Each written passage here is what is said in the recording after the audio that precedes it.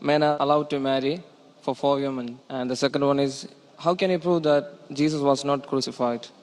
Brother, there's two questions. Brother, are you a Christian? I am. Brother, there's two questions. That why does Islam permit a man to have up to 4 wives? Why does Islam permit a man to have more than 1 wife? And second question, how can you prove that Jesus Christ, peace be upon him, was not crucified? That Quran is the only religious book on the face of the earth which says marry only one. You read the Bible, you read the Ramayana, you read the Mahabharata, you read the Veda. No religious book on the face of the earth says marry only one besides the Quran. If you read Ramayana, the Hindu scriptures, the father of Sri Ram, he had more than 1 wife. If you read Mahabharata, Sri Krishna, how many wives he had? 4, 10, 1,000, 10,000. He had 16,108 wives.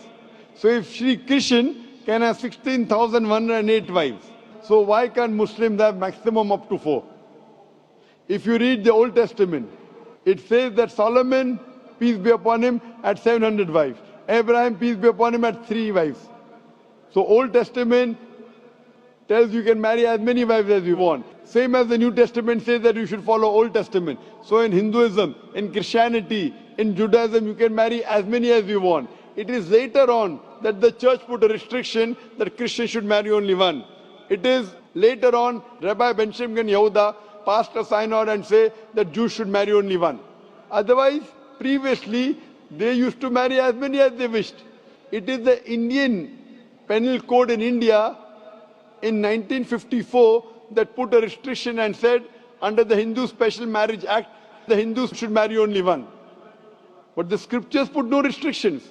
Let's analyze what does the Quran say. Quran says in Surah Nisa chapter 4 verse number 3, marry women of your choice in 2s, 3s or 4s, but if you can't do justice, marry only one. This statement, if you can't do justice, marry only one, is only given in the Quran and no other religious scriptures. Let us analyze why does Quran give permission for the Muslim men to marry more than 1 woman, maximum 4. The reason is that by nature, male and female are born in equal proportion. But if you ask any pediatrician, he will tell you, the doctor of the children, that the female child is stronger than the male child in fighting germs and diseases. So you have more deaths among the male children as compared to female children. So in pediatric age itself, the females are more than the males. As life goes on, there is death due to wars, due to alcoholism, due to drug addiction, due to accident. In all these cases, more men are dying as compared to females. So today in the world, there are more females as compared to males. In few countries, like India and China, the female population is less than the male population because of female feticide and female infanticide. In India, according to a BBC report, every day more than 1,000 fetuses are being aborted after they are identified as females. If you multiply this figure by 365, you get a total of more than 1 million fetuses are being aborted every year in India after they are identified that they are females. According to the Tamil Nadu government hospital report, out of 10 females born alive, 4 are put to death. If you stop this evil practice of female feticide and female infanticide in India, even in India, the female population will become more than the male population. Even in China, if you stop this evil practice, the female population will become more than the male population. Today, if you analyze, in USA alone, there are 4.7 million females more than males.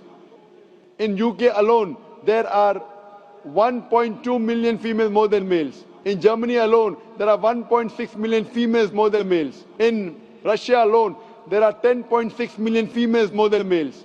And God alone knows that how many females are more than males throughout the world.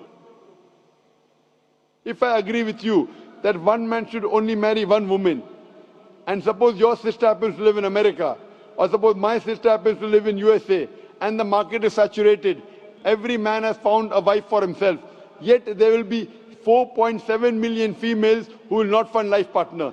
And if your sister happens to be one of them, or if my sister happens to be one of the 4.7 million females who have not found a life partner for themselves, the only option for them is that she either marries a man who already has a wife or becomes public property. Public property? Such a harsh word. It is the most sophisticated word I can use.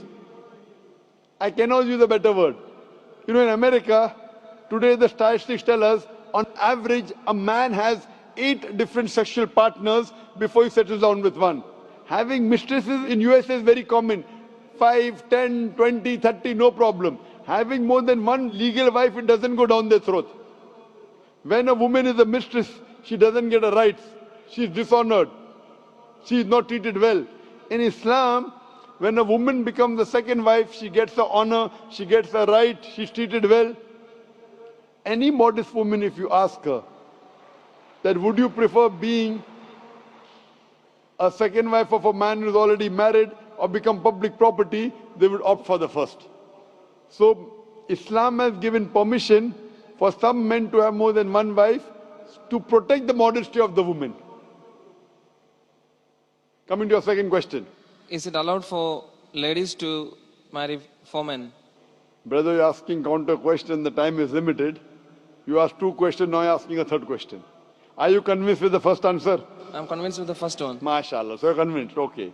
The brother asked that, is a woman allowed to have more than one husband? If you do that, this problem will be exaggerated more. I mean in Muslims, in Muslims. As it is, women are more than men. If women marry more than one husband, the problem will be exaggerated. Point number 1.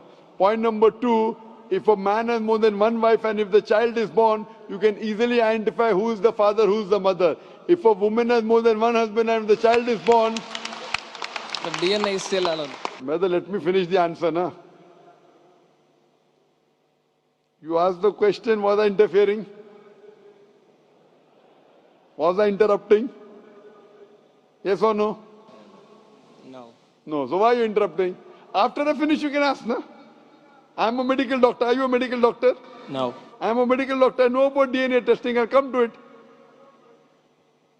Once, if a woman has more than one husband, 2 husbands, and if a child is born, and if he goes to admit in the school, and if the question, who's your father, she'll have to give 2 names. You're talking about DNA testing. I know about it. DNA testing is recent. Was DNA testing there 50 years back? Was it there? No. It's a new recent discovery, yet it's not 100%. Even if I agree it's 100%, it is now, it wasn't there before. Islam is there since time immemorial. And this is not the only reason. Even if I agree tomorrow it becomes 100% perfect, this is not the only reason. Today science tells us that man is more polygamous in nature as compared to the female. Today science tells us that during menstrual cycle, the female undergoes certain psychological changes. It's not possible for her to do the role of multiple wives. But a man doesn't undergo these changes. It's possible for him to do a role of multiple husbands. Today science tells us that if a man has multiple sexual partners and all are faithful, there is no problem. But if a female has multiple sexual partners and all are faithful, there are chances of sexually transmitted diseases to emerge. And that disease will go back to the male partner. So medically, it is not acceptable that a female has multiple partners, but medically and scientifically, it's acceptable that a male can have multiple partners.